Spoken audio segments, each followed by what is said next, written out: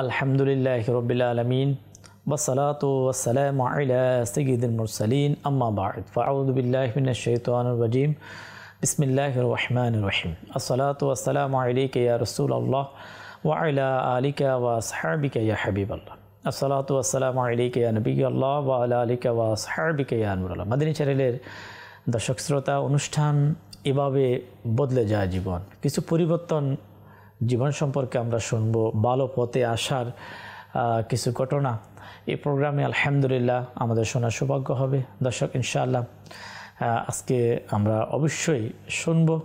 এর পূর্বে আসুন নবী পাক সাল্লাল্লাহু তাআলা আলাইহি ওয়াসাল্লামের প্রতি দুরূদ শরীফ পাঠ করার ফজিলত বারাকাত সম্পর্কে আমরা জানব। দুরূদ শরীফের বেশুমার ফজিলত বারাকাত। ইনশাআল্লাহ দুরূদ শরীফ যখন আমরা পাঠ করব তো অবশ্যই এর বারাকাত আমরা অবশ্যই পাব। আল্লাহর প্রিয় নবী, নবীদের নবী, আখিরি নবী হুজুর সাল্লাল্লাহু তাআলা আলাইহি ওয়াসাল্লাম ইরশাদ ফরমান, আমার প্রতি অধিক হারে দুরূদ শরীফ পাঠ করো, নিশ্চয় আমার প্রতি তোমাদের দুরূদ শরীফ পাঠ তোমাদের গুনাহের জন্য মাগফিরাত স্বরূপ। নবী পাক সাল্লাল্লাহু তাআলা আলাইহি ওয়াসাল্লামের প্রতি যারা দুরূদ শরীফ পড়েন, দুরূদ শরীফ পাঠ করেন, তারা অনেক বড় সৌভাগ্যবান। দুরূদ শরীফ পাঠ করার মাধ্যমে আমাদের গুনাহ আল্লাহ তাআলা ক্ষমা করে দেন। আল্লাহ রাব্বুল আলামিন আমাদেরকে নবী পাক সাল্লাল্লাহু তাআলা আলাইহি ওয়াসাল্লামের প্রতি বেশি পরিমাণে দুরূদ শরীফ পাঠ করার তৌফিক দান করুন। সাল্লু আলাল হাবিব সাল্লাল্লাহু তাআলা আলা মুহাম্মদ সাল্লাল্লাহু তাআলা আলাইহি ওয়াসাল্লাম। দর্শক, আমরা শুনলাম প্রোগ্রাম এভাবে বদলে যায় জীবন। এমন একজন ব্যক্তি যে মদের নেশার মধ্যে ব্যস্ত, তার পরিবর্তন কীভাবে হলো, তিনি কিভাবে নামাজি হলেন, কিভাবে তিনি আল্লাহ এবং তার রসুলের পথে প্রবেশ করলেন, শুনবো আজকের প্রোগ্রামে মনোযোগ সহকারে ইনশাআল্লাহ আয্জাওয়াজাল। আমরা শ্রবণ করব। পৃথিবীতে এ ধরনের অসংখ্য ঘটনা যোগে যোগে সংগঠিত হয়েছে। অসংখ্য ব্যক্তি যারা শয়তানের দোকার মধ্যে, নাফরমানির মধ্যে পতিত অবস্থায় ছিল, অতঃপর কোনো না কোনো মাধ্যমে তারা হেদায়ত প্রাপ্ত হয়েছেন, আল্লাহ এবং তার রসুলের পথে এসেছেন। এমন একজন ব্যক্তির ঘটনা আমরা আজকে আমাদের এই প্রোগ্রামে ইনশাআল্লাহ আলোচনা হবে। আমরা শুনব, মনোযোগ সহকারে শোনার চেষ্টা করব। দাওয়াত ইসলামীর মাদানী মহলের সাথে সম্পর্ক রাখেন এমন একজন ইসলামী ভাই যে ঘটনা বর্ণনা করেন, তা হচ্ছে 2005 সালে ও ইসলামী ভাই তিনি বলেন যে আলহামদুলিল্লাহ দাওয়াত ইসলামীর পক্ষ থেকে অনুষ্ঠিত মদিনাতুল আউলিয়া মুলতান শরীফে 3 দিনের সুন্নত ভরা ইজতিমায় আলহামদুলিল্লাহ অংশগ্রহণ করার পরে দাওয়াত ইসলামীর আন্তর্জাতিক মাদানী মারকাত ফায়দানে মদিনা বাবুল মদিনা করাচিতে জামিয়াতুল মদিনাতে অ্যাডমিশন নেওয়ার, ভর্তি হওয়ার আলহামদুলিল্লাহ আমার সৌভাগ্য হলো। ওই ইসলামী ভাই যিনি দাওয়াত ইসলামীর জামিয়াতুল মদিনার একজন স্টুডেন্ট, তিনি একটি ঘটনা এভাবে ওনার ভাষায় তিনি প্রকাশ করেন যে আজকের এই প্রোগ্রামে আমরা শুনব। আর যখন তিনি এই ঘটনা উপস্থাপন করেন তখন সেই ইসলামী ভাই দাওয়াত ইসলামীর সাথে যিনি সম্পর্ক, তিনি বলেন যে আমি দাওয়াত ইসলামীর জামিয়াতুল মদিনার সর্বশেষ ক্লাস, যাকে বলা হয় দাওরাতুল হাদিস শরীফ, যেটা কমপ্লিট হওয়ার পরে যাকে আলিম বলা হয়, দাওয়াত ইসলামীর মাদানী মহল, মাদানী পরিবেশে তাকে মাদানী বলা হয়। তিনি বলেন যে আমার এক বন্ধু যিনি কিছুদিন দাওয়াত ইসলামীর মাদানী পরিবেশের সাথে সম্পৃক্ত ছিলেন, অতঃপর কিছু অসৎসঙ্গ, খারাপ পরিবেশের সাথে জড়িত হয়ে আমার সে বন্ধু আল্লাহ তাবারক ওয়া তাআলার ফানা, নামাজ থেকে, ইবাদত থেকে দূরে সরার পাশাপাশি নেশার মধ্যে লিপ্ত হয়ে গেলেন, অর্থাৎ মদ পান করার আদি হয়ে গেলেন। ওই ইসলামী ভাই তার ভাষ্য হচ্ছে আলহামদুলিল্লাহ আমি তাকে বোঝানোর চেষ্টা করি, ইনফরাদি কোশিশ, একক প্রচেষ্টার মাধ্যমে তাকে নেকির দাওয়াত দেওয়া, তাকে খারাপ কাজ থেকে ফিরে আসার জন্য তাকে ইনভাইট করার ইনফরাদি কোশিশ আমি চালিয়ে যাই, কিন্তু আফসোস সে শোনো না শোনার ভাঙ ধরে থাকে। আমি তো তাকে চেষ্টা করি, কিন্তু সে ওই খারাপ কাজ থেকে ফিরে আসে না। আমাদের সমাজেও এমন কিছু ব্যক্তি রয়েছে যাদেরকে যদি নামাজের কথা বলা হয় তখন সে কোনো না কোনো বাহানা দিয়ে এড়িয়ে যায়, সে নামাজ পড়া থেকে বিরত থাকে। ওই ইসলামী ভাই দাওয়াত ইসলামীর জামিয়াতুল মদিনার স্টুডেন্ট এবং মুবাল্লিগ, তিনি আল্লাহ তাবারক ওয়া তাআলার এমন একজন নসর বান্দা। তিনি বলেন যে আলহামদুলিল্লাহ, আমি আমার কাজকে অব্যাহত রেখেছি, আমি সাহস হারাইনি, আমি চেষ্টা চালিয়ে গেলাম। অবশেষে আলহামদুলিল্লাহ দাওয়াত ইসলামীর পক্ষ থেকে 2006 সাল 3 দিনের আবার সুন্নত বরা ইজতেমা, যা মদিনাতুল আউলিয়া মুলতান শরীফে অনুষ্ঠিত হতে যাচ্ছে, আমি ইনফরাদি কোশিশ করে তাকে ইজতেমায় পাকে যাওয়ার জন্য তাকে ইনভাইট করলাম, তাকে দাওয়াত দিলাম। ইজতেমা যখন কমপ্লিট হলো, শেষ হওয়ার পরে তার সাথে আর আমার সাক্ষাৎ হয়নি। দীর্ঘ কিছুদিন তার সাথে আমার কোনো সাক্ষাৎ হয়নি। ঈদের দিনে আমি যখন আমার ঘর থেকে বের হলাম, হঠাৎ করে আমি একজন ব্যক্তিকে আমি দেখতে পেলাম যার মাথায় ইমামা এবং চেহারার মধ্যে দাড়ি এবং শরীরের মধ্যে সুন্নতি পোশাক ছিল। দেখতে লাগলাম সে আস্তে আস্তে আমাদের ঘরের দিকে আসতে লাগলো। আমি তাকে চিনতে পারলাম। তিনি যখন কাছে আসলেন আমি আনন্দিত হয়ে গেলাম। আমার অন্তরের মধ্যে এক আনন্দ অনুভব হলো, কারণ ইনি ছিলেন আমার বিপদে চলে যাওয়া সে বন্ধু, যে খারাপ পরিবেশের সাথে ছিল, খারাপ সংস্পর্শের কারণে তার আখলাক, তার আমাল নষ্ট হয়ে গিয়েছিল। আর ওই বন্ধুকে যখন মাথায় ইমামা, চেহারার মধ্যে দাড়ি, সুন্নতি লেবাস, ভালো অবস্থায় দেখতে পেলেন, তিনি খুবই আনন্দিত হলেন। মাদানী চ্যানেলের দর্শক শ্রোতা, আসুন ওই ইসলামী ভাই যার পরিবর্তন হলো, তিনি কিভাবে তা উপস্থাপন করলেন। আল্লাহু আকবার। সে অত্যন্ত ভালোবাসা দিয়ে আমি তাকে বুকের সাথে জড়িয়ে নিলাম, আর মাদানী পরিবেশে পুনরায় ফিরে আসার জন্য আমি তাকে মোবারকবাদ জানালাম। দেখেন, কোনো একজন ব্যক্তি যদি নামাজ পড়ে, ইবাদত করে, তাকে উচিত মোবারকবাদ দেওয়া, তাকে উৎসাহ দেওয়া। কেউ যদি রোজা রাখে তো তাকে উৎসাহ দিলে সে আরও রোজা রাখবে। যদি কেউ বেনামাজি, যদি সে নামাজ পড়ে তো তাকে যদি উৎসাহ দেওয়া হয়, ইনশাআল্লাহ সে আগের চেয়েও আরও ভালোভাবে কী করবে, সে নামাজ আদায় করবে। আমাদের উচিত যারা ইবাদত বন্দি করে, যারা আমল করে, তাদেরকে উৎসাহ দেওয়া। আমি আমার সে বন্ধুকে মোবারকবাদ দিলাম, আর আমি যখন তাকে এই মাদানী পরিবর্তনের কারণ জিজ্ঞাসা করলাম যে কিভাবে আলহামদুলিল্লাহ তোমার এই পরিবর্তন হলো, তিনি বললেন যে আপনার দাওয়াত পেয়ে আলহামদুলিল্লাহ আলহামদুলিল্লাহ আমি 3 দিনের সুন্নতে পরিপূর্ণ ইজতিমার মধ্যে অংশগ্রহণ করলাম।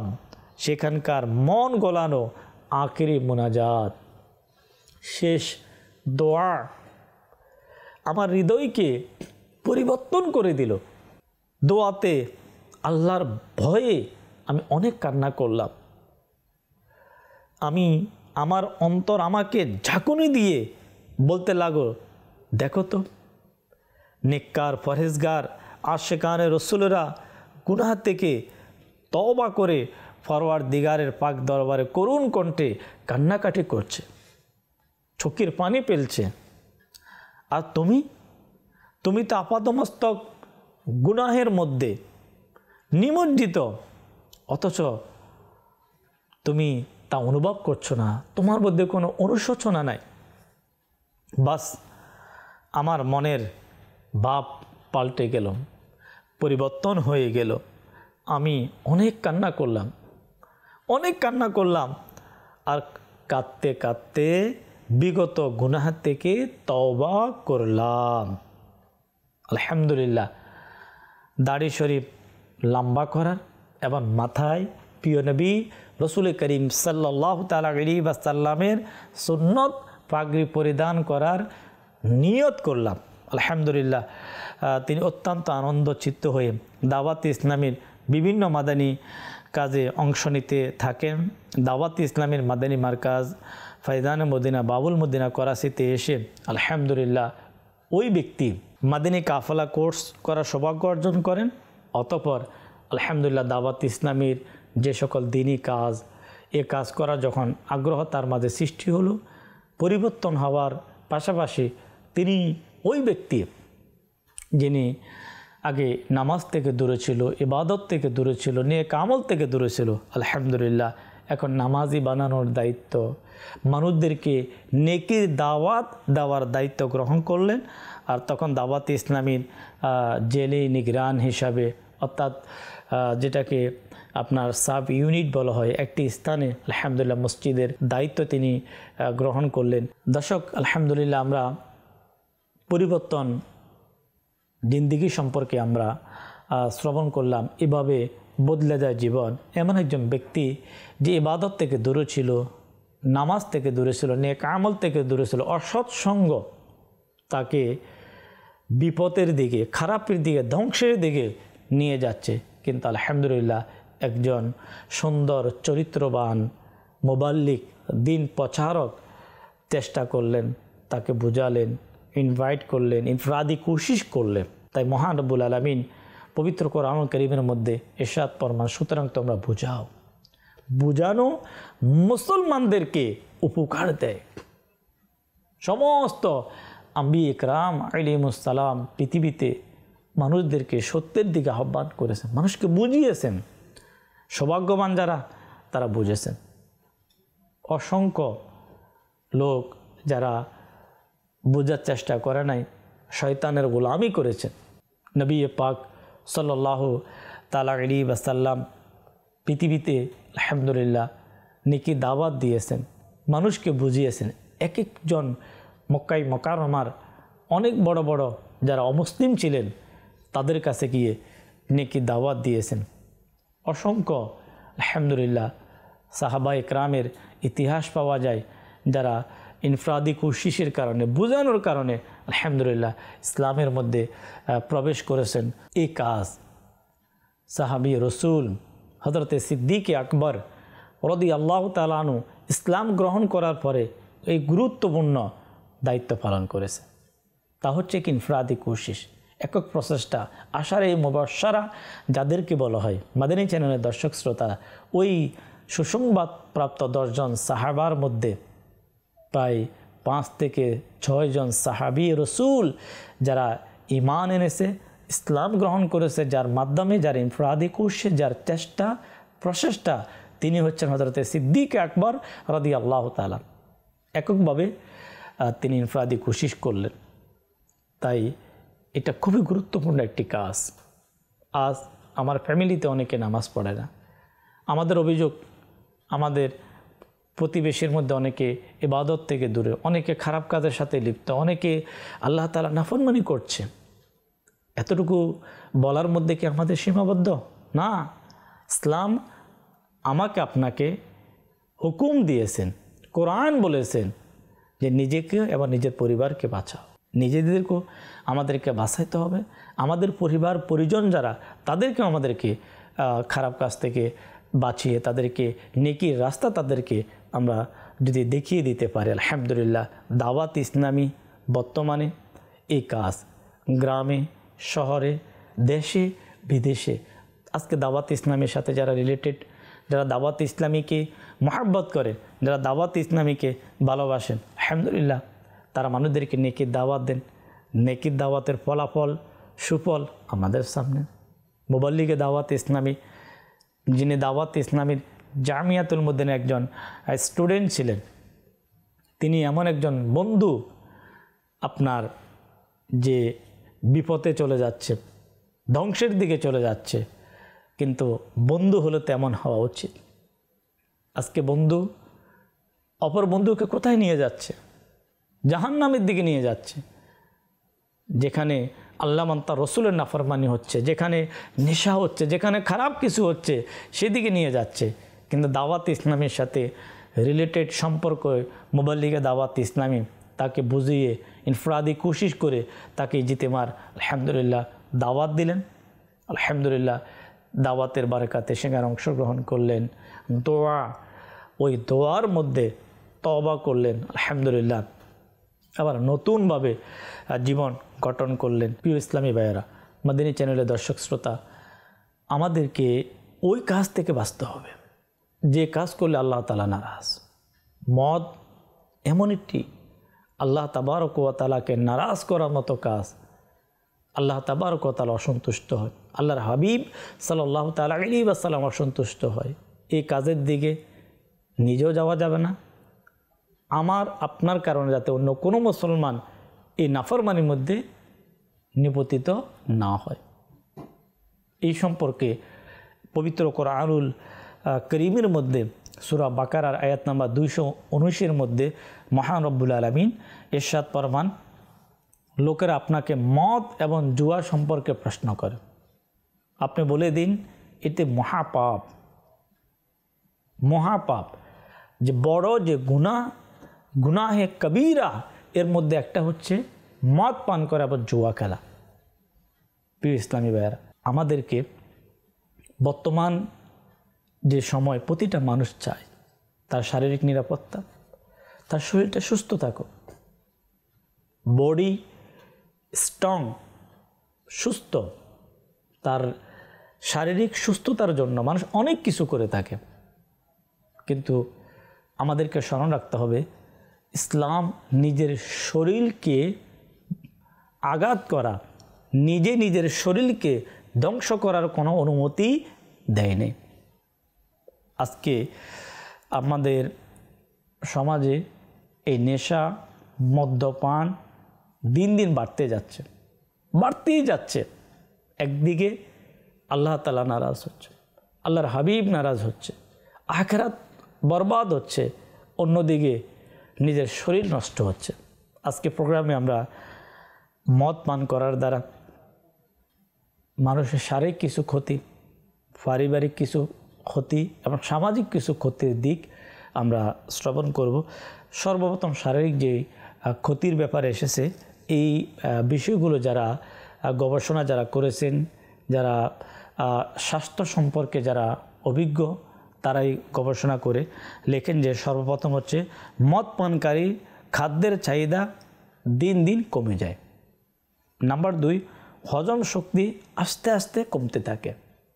নাম্বার 3, চেহারায় বিকৃতি চলে আসে, তার আল্লাহ তাবারক ওয়া তাআলা একটা সুন্দর যে চেহারা, ওই চেহারার মধ্যে বিকৃতি ঘটে যায়, তার চেহারার মধ্যে পরিবর্তন চলে আসে। অতঃপর 40 বছর বয়সে নিজেকে অকর্মণ্য হিসাবে আবিষ্কার করতে পারে, যেমনটা হয়ে থাকে আপনার, অর্থাৎ যখন মানুষ, একজন ব্যক্তি তার 60 বছর হওয়ার পরে কিন্তু তার শারীরিক অক্ষমতা চলে আসে। যারা মদ পান করে, যারা নেশা করে, তাদের শারীরিক অক্ষমতা চলে আসে 40-এর সময়। তাহলে মাদানী চ্যানেলের দর্শক শ্রোতা একজন মানুষ, কেউ কি কখনো তার এত বড় ক্ষতি করতে পারে? 40 থেকে 60, 20 বছর সে যে পরিশ্রম করার, তার যে অ্যাক্টিভিটি, সেটাকে সে হারিয়ে ফেলে একমাত্র মদের কারণে। বড় রকমের আঘাত পড়ে তার লিভারের উপরে, কিডনি অকেজ হওয়ার ব্যাপারও উল্লেখ রয়েছে। এরপরে যক্ষা, যে একটা মারাত্মক একটা রোগ, মদের কারণে ওই লোক যক্ষার মধ্যে আসতে পারে। ইউরোপ জুড়ে যক্ষার আক্রান্ত নাকি মদ পান থেকে শুরু হয়, এর গবেষণার মধ্যে পাওয়া যায়। মদ পান অবস্থায় জ্ঞান বুদ্ধি কমে যায়। এই প্রভাবটা মদ পান করার পর দীর্ঘক্ষণ, এমনকি জীবনভর চলতে থাকে। মদ পান স্বাভাবিক জীবনে আসতে পারে না। কেউ কেউ তো অনেক সময় আল্লাহ তাবারক ওয়া তাআলার ফানা পাগল হয়ে যায়। মদ রক্তের সঙ্গে মিশে না, আলাদা থেকে যায়, প্রয়োজন হিসাবে জমা হতে থাকে। এক সময় এই জীবাণু রোগ সৃষ্টি করে। মদের প্রথম আক্রমণটা হয় গলা এবং শ্বাসনালীতে। শ্বাসনালীতে ক্ষতের সৃষ্টি হয় এবং তার যে কণ্ঠনালী, এই কণ্ঠনালীর মধ্যে আস্তে আস্তে তার সেখানে কি ক্ষত হতে থাকে। ওদের গলার স্বর দিন দিন মোটা হয়। যারা মায়াদাল্লা মদ পান করে, অধিকাংশ মদ্যপায়ী যারা, তাদের কণ্ঠস্বর মোটা হয়ে যায়। এই অভিশাপ শুধু মদ্যপান নয়, তাদের সন্তানের উপর প্রভাব সৃষ্টি করে। যারা মদ পান করে, এর প্রভাবটা তাদের সন্তানের উপরে আসে। মধ্যবিত্তের সন্তানেরাও মদ্যপানের প্রতি আগ্রহী হয়। পাঞ্জাবের একটি মহল্লায় হঠাৎ করে কোনো একটি ঘর থেকে দুর্গন্ধ আসা শুরু হলো। যখন দুর্গন্ধ আসা শুরু হলো, তা মানুষ পুলিশকে খবর দিলেন। পুলিশ আপনার এক প্রকার তালাশি করে গন্ধ কোথায় থেকে আসছে, পুরো মহল্লার মধ্যে যখন গন্ধ তো আসছে কোথায় থেকে, পরে একটা ঘর বের করলেন যে ঘর থেকে গন্ধ আসছে। যখন ওই ঘরকে খোলা হলো, দেখা গেল সেখানে একটি লাশ, এবং ওই লাশের শরীর থেকে কয়েকদিন হওয়ার কারণে আপনার সেখান থেকে গন্ধ পুরা এলাকার মধ্যে, পুরা মহল্লার মধ্যে সে গন্ধ ছড়িয়ে গেল। এই দৃশ্য দেখে শিশুরা সহ অসংখ্য লোক তারা বেহুশ হয়ে গেলেন। ওই ব্যক্তির নাজুক শরীর দেখার পরে খোঁজ খবর নিয়ে জানা গেল এই ঘটনা কিভাবে ঘটলো, কিভাবে হলো, এর পিছনে কি খবর। খবরের পিছনের খবর অবশ্যই কোনো খবর আছে। আর খবর ছিল এই যুবক মজদুরি করার জন্য এই এলাকাতে বসবাস শুরু করলো। সে অন্য এলাকার ছিল, কর্মের জন্য, কাজের জন্য সে এলাকাতে আসলো। সে এই ঘর ভাড়া নিয়ে এই ঘরে থাকতো। কিছু কিছু জুয়ারি, যারা জুয়া খেলে, এ ধরনের মানুষের সাথে তার বন্ধুত্ব ছিল। তো একদিন এই যুবক তার বন্ধুদের সাথে জুয়া খেলার জন্য বসে গেল। যখন জুয়া খেলার জন্য বসে গেল, তো সে তার সকল বন্ধুকে হারিয়ে অনেক টাকা সে পেয়ে গেল। যখন পেয়ে গেল, তো তার অন্যান্য বন্ধু যারা, তারা রাগান্বিত হয়ে তাকে গলার মধ্যে ফাঁস লাগিয়ে দিল। ফাঁস লাগিয়ে দেওয়ার পরে তারা ঘরের দরজা বন্ধ করে তারা সেখান থেকে পালিয়ে চলে গেল। প্রিয় ইসলামী ভাইয়েরা, মাদানী চ্যানেলের দর্শক শ্রোতা, হয়তো আমরা বুঝতে পেরেছি অসৎ সঙ্গ কি করলো তাকে। জুয়ারির সাথে সম্পর্ক তাকে ধ্বংস করে দিল, তাকে দুনিয়া থেকে তাকে বিদায় করে দিল। তো দর্শক, এটা আমাদেরকে বুঝতে হবে, আমি কোথায় যাচ্ছি, আমার সন্তান কোথায় যাচ্ছে, আমার সন্তান কোথায় যায়, সন্তান কাদের সাথে চলে, কি নামাজের সাথে না বেনামাজের সাথে, না ভালো মানুষের সাথে না খারাপ মানুষের সাথে। কেন? আমার পরিবার, আমার সন্তান যারা, তাদেরকেও সঠিক রাস্তা দেখানো, তাদেরকেও ইসলামের দিকে আহ্বান করা, তাদেরকে আল্লাহ আল্লাহ রসুলের দিকে আহ্বান করা, এটা আমাদের দায়িত্ব, এটা আমাদের নৈতিক দায়িত্ব এবং কর্তব্য। যে নিজের নেক আমল করা, পরিবার পরিজন যারা আছে তাদেরকে নেকির রাস্তা দেখানো। হ্যাঁ, মাদানী চ্যানেলের দর্শক শ্রোতা, আল্লাহ তাবারক ওয়া তাআলা আমাদেরকে এমন কাজ থেকে, মদ পান করা থেকে এবং জুয়া এ ধরনের খারাপ কাজ থেকে, হারাম থেকে আল্লাহ আমাদেরকে হেফাজত করুক। যারা জুয়া খেলে, জুয়ার তো এখন বিভিন্ন পদ্ধতিতে রাস্তা তৈরি হয়েছে। বিভিন্ন খেলার মাধ্যমে, বিভিন্ন মাধ্যমে আজকে মানুষ একটু অর্থ উপার্জন করার জন্য, একটু টাকার মালিক হওয়ার জন্য তারা জুয়ার মধ্যে লিপ্ত হয়ে যায়। হারাম, এই হারাম খাওয়ার দ্বারা আমার আপনার ইবাদত কবুল হবে না। এই হারাম আমি নিজে খাবো, নিজেও ধ্বংস হবে, তার পরিবার পরিজনকে যদি আহার করানো হয় তারও কিন্তু ধ্বংস হয়ে যাবে। মহান রব্বুল আলামিন কোরআনুল কারীমের মধ্যে ইরশাদ ফরমান, সব ধরনের জুয়া হারাম, জুয়া খেলা কবিরা গুনাহ। জুয়া বলতে সেই সব খেলাকে বোঝানো হয় যাতে বাজি কিংবা হার জিতের প্রশ্ন আসে। প্রিয় ইসলামী ভাইয়েরা, মাদানী চ্যানেলের দর্শক শ্রোতা, জুয়া অর্থাৎ সব ধরনের জুয়া হারাম, জুয়া খেলা কবিরা গুনাহ।